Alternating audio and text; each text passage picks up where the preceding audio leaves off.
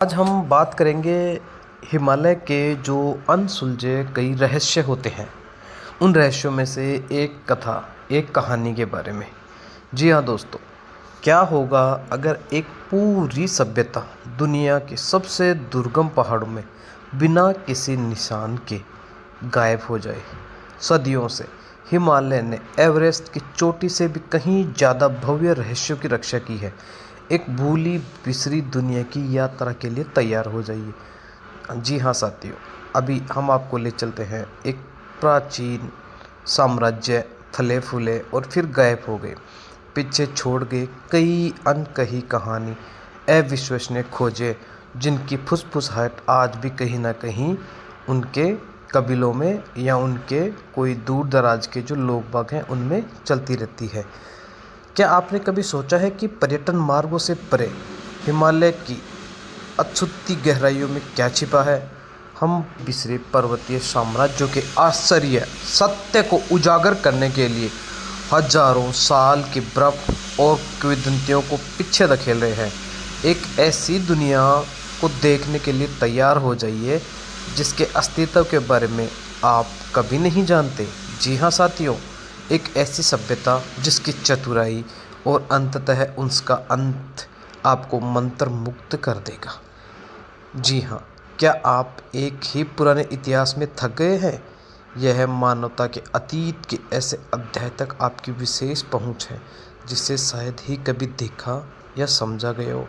हम केवल प्राकृतिक दृश्यों की खोज नहीं कर रहे, हम लुप्त हिमालयी सभ्यताओं के मूल को उजागर कर रहे हैं, उनकी आश्चर्यजनक कहानियों और स्मारकीय उपलब्धियों को प्रकाश में ला रहे हैं। जी हाँ साथियों, हम बात करते हैं 1990 की। एक ऑस्ट्रेलिया में जन्मे एक पर्वतारोही थे जो एक प्रसिद्ध एथलीट्स भी थे। उसको हमेशा एक इस चीज़ की वो रहती थी कि हिमालय के रहस्यों के बारे में जानने के लिए कि क्या यहाँ पर है। उसने खूब पढ़ा लिखा, कई आर्टिकल्स वगैरह उसने लिखे पढ़े भी। तो उसने फाइनली डिसाइड किया कि क्यों ना एक बार चल के देखा जाए। और उसके साथ जो भी घटनाएं हुई आगे आपको बताएंगे विस्तार से।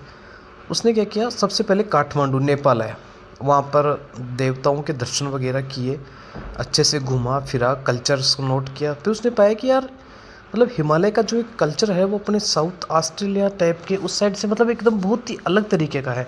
यहाँ पर भक्ति भाव, देवताओं, इन सब में बहुत ही ज़्यादा इंटरेस्टेड। तो वो अकेला हिमालय पर्वत में निकल पड़ा चढ़ाई करने के लिए कि ऊपर जाके क्या देखते हैं।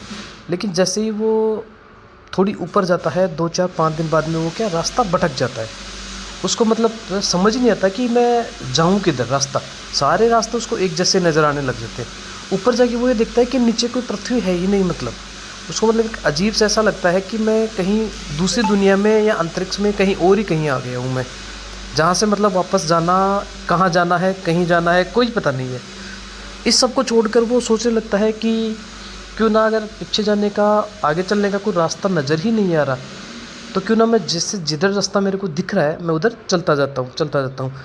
काफ़ी दिनों की यात्रा के बाद वो थकान, लंबे हारे थके, उसने कई अनुभव साझा किए कि ऊपर ऐसे इंसान के पैरों के निशान भी ऐसे मिलते हैं जैसे अभी अभी कोई आदमी मेरे यहाँ आगे गया हो, जिसके निशान मुझे दिख रहे हैं कि तुझे इस रास्ते पे आगे आगे चलना है, ये रास्ता इधर जा रहा है।